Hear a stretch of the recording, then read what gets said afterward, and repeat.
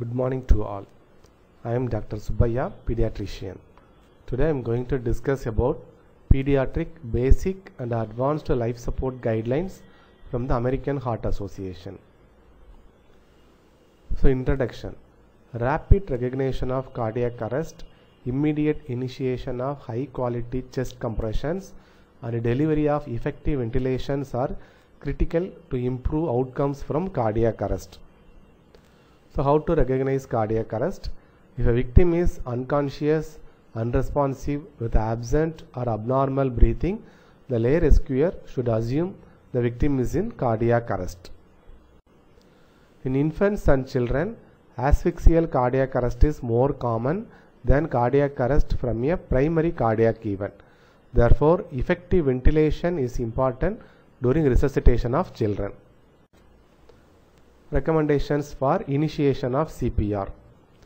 So lay rescuers should begin CPR immediately for any victim who is unresponsive, not breathing normally and does not have signs of life. Do not check for a pulse. Healthcare providers may consider assessing the presence of a pulse as long as the initiation of CPR is not delayed more than 10 seconds. When CPR is initiated, the sequence is compressions, airway and breathing. Recommendations for high quality CPR. High quality CPR generates blood flow to vital organs and increases the likelihood of return of spontaneous circulation. So begin CPR using chest compressions with rescue breaths in cardiac arrest. If bystanders are unwilling or unable to deliver rescue breaths, rescuers should provide chest compressions only. After each compression, rescuers should allow the chest to recoil completely. Use chest compression at a rate of 100 to 120 per minute and provide chest compressions that depress the chest at least 1/3 of the anteroposterior diameter of the chest. And perform a rhythm check lasting no more than 10 seconds approximately every 2 minutes. Ventilate with 100% oxygen during CPR. And compression to ventilation ratio is 30:2 for single rescuers and 15:2 for 2 rescuers. Then chest compression technique. For infants, single rescuers should compress the sternum with 2 fingers or 2 thumbs placed just below the intermammary line. So this is the 2-finger compression technique. For infants, the 2-thumb encircling hands technique is recommended when CPR is provided by 2 rescuers. For children, use either a 1 or 2-hand technique to perform chest compressions. Perform chest compressions on a firm surface because with softer mattresses, chest compression depth is reduced. Recommendations for opening the airway. A patient who is unconscious is not able to maintain their own airway as it can become blocked by the tongue. So unless a cervical spine injury is suspected, use a head tilt chin lift maneuver to open the airway. For trauma patient with suspected cervical injury, use a jaw thrust without head tilt to open the airway. Recommendations for advanced airway interventions during CPR. Bag and mask ventilation is reasonable compared with endotracheal intubation during cardiac arrest in the out-of-hospital setting. Drug administration during cardiac arrest. In any setting, it is reasonable to administer epinephrine in cardiac arrest. Intravenous or intraosseous route is preferable to endotracheal tube administration. Administer the initial dose of epinephrine within 5 minutes from the start of chest compressions. Administer epinephrine every 3 to 5 minutes until a return of spontaneous circulation is achieved. Routine administration of sodium bicarbonate is not recommended in the absence of hyperkalemia or sodium channel blocker toxicity. And routine calcium administration is not recommended in the absence of documented hypocalcemia, calcium channel blocker overdose, hypermagnesemia or hyperkalemia. Recommendations for weight-based dosing of resuscitation medicines. Use the child's actual body weight, especially in obese patients, to calculate resuscitating drug doses while not exceeding the recommended dose for adults. So if a child's weight is unknown, a body length tape for estimating weight may be considered. Recommendations for post-cardiac arrest blood pressure management. After return of spontaneous circulation, parenteral fluids and vasoactive drugs are recommended to maintain the systolic blood pressure greater than the 5th percentile for age and sex. Continuous measurement of core temperature is recommended. Post-cardiac arrest oxygenation and ventilation management. Because an arterial oxyhemoglobin saturation of 100% may correspond to a PaO2 between 80 and approximately 500 mm mercury, it is reasonable to target a saturation between 94% and 99%. Because hypercapnia and hypocapnia impact cerebral blood flow, normocapnia should be the focus after return of spontaneous circulation. Recommendations for post-cardiac arrest EEG monitoring and seizure treatment.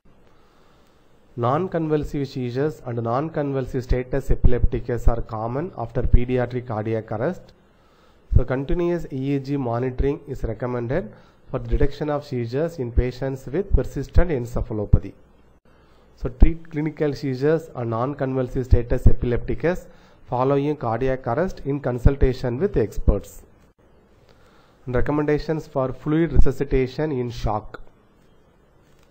Shock is the failure of oxygen delivery to meet tissue metabolic demands. The most common type of pediatric shock is hypovolemic shock.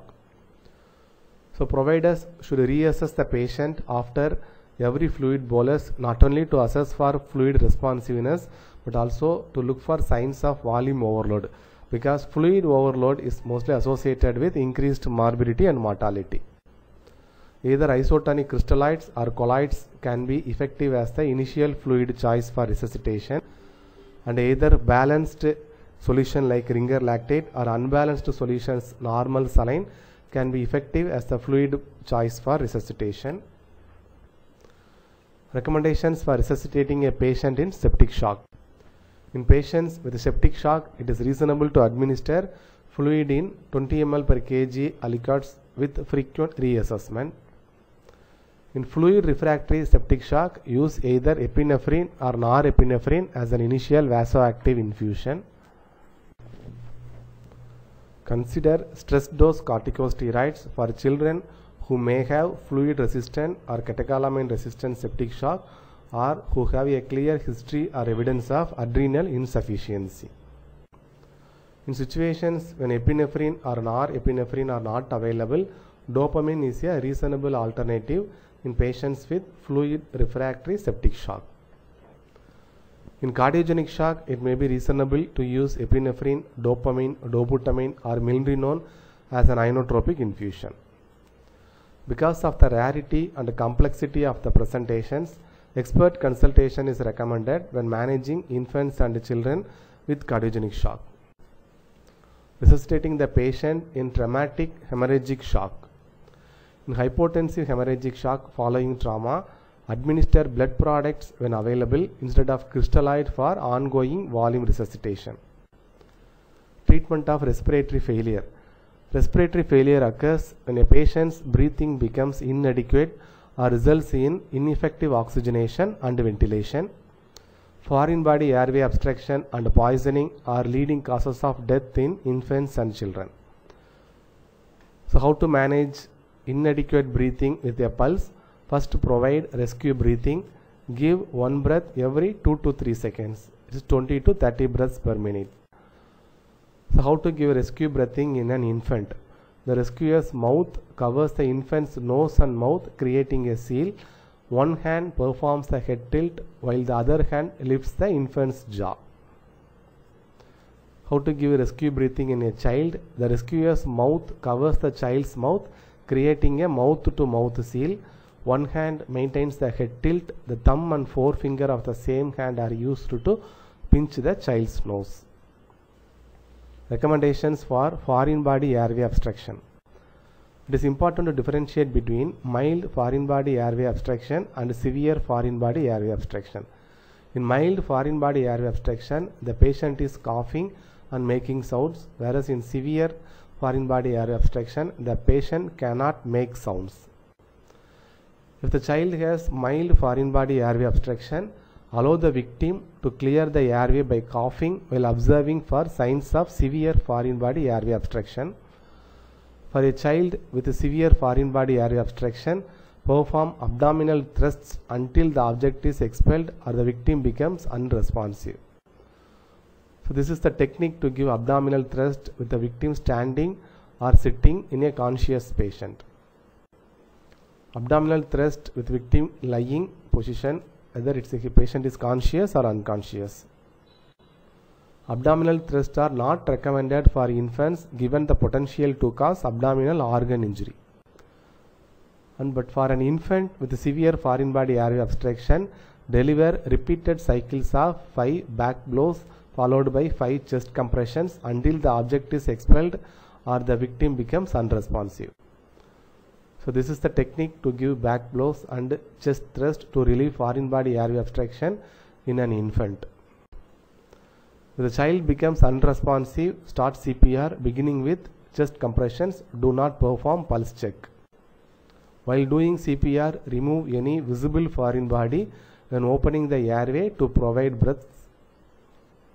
Do not perform blind finger sweeps. Recommendations for intubation. So PALS guidelines now recommend that cuffed tubes over uncuffed tubes for intubating infants and children beyond the neonatal period.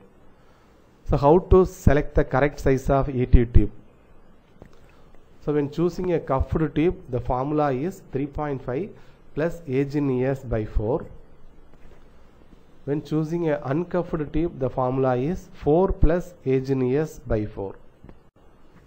The use of cuffed ET tube is associated with lower intubation rates, more successful ventilation and a decreased risk of aspiration, and it's most ideal for burn victim patients. When a cuffed ET tube is used, attention should be paid to ET tube size, position and cuff inflation pressure. How should the appropriate depth of an ET tube be calculated? So formula for calculating depth in children older than 1 year are measured from the gum line, age in years by 2 plus 12 centimeter. And a shortcut calculation can be diameter of the tube multiplied by 3, and it should always be confirmed by clinical means and radiography.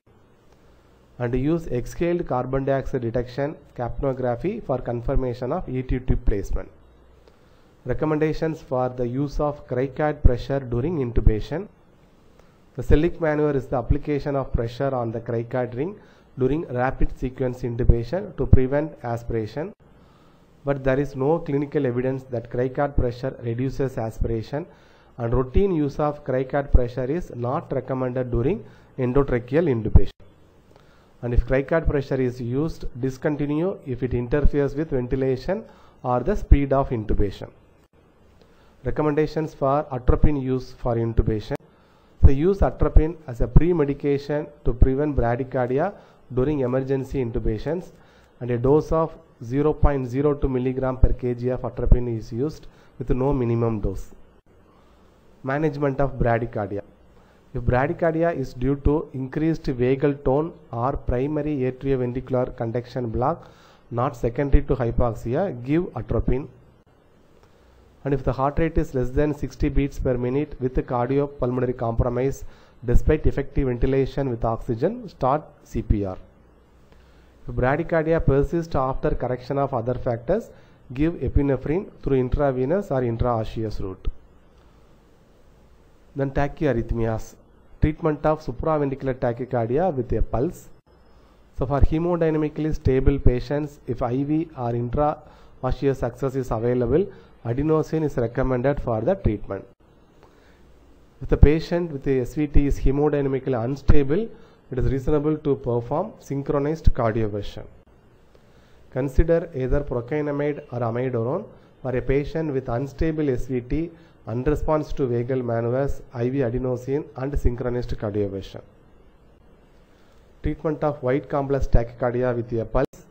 Again, if the patient is hemodynamically stable, expert consultation is recommended prior to administration of antiarrhythmic agents. If hemodynamically unstable, perform synchronized cardioversion. Recommendations for treatment of myocarditis and cardiomyopathy. So, given the high risk of cardiac arrest in children with acute myocarditis, early consideration of transfer to ICU monitoring and therapy is recommended. Recommendations for treatment of the child with pulmonary hypertension. Pulmonary vasodilators like inhaled nitric oxide, inhaled and IV prostacyclin analogs and phosphodiesterase inhibitors are used to prevent and treat pulmonary hypertensive crisis. Because acidosis and hypoxemia are the potent pulmonary vasoconstrictors, oxygen administration and induction of alkalosis through hyperventilation or alkali administration are critical in the management of pulmonary hypertension. Then recommendations for traumatic cardiac arrest: evaluate for and treat potential reversible causes such as hemorrhage, tension pneumothorax and pericardial tamponade. And emergent thoracotomy is indicated for pediatric patients who present pulseless after penetrating thoracic injury. So top 10 take-home messages are: high quality CPR is the foundation of resuscitation. A respiratory rate of 20 to 30 breaths per minute is new for infants and children who are receiving CPR. For patients with non-shockable rhythms, the earlier epinephrine administration is more likely the patient is to survive. Using a cuffed endotracheal tube decreases the need for endotracheal tube changes. The routine use of criCAD pressure does not reduce the risk of regurgitation during bag and mask ventilation, and it may impede intubation success. For out-of-hospital cardiac arrest, bag mask ventilation results in the same resuscitation outcomes as endotracheal intubation.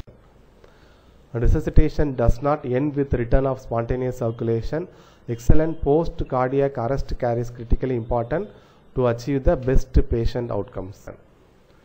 After discharge from the hospital, cardiac arrest survivors can have physical, cognitive and emotional challenges and may need ongoing therapies and interventions. Naloxone can reverse respiratory arrest due to opioid overdose, but there is no evidence that it benefits patients in cardiac arrest.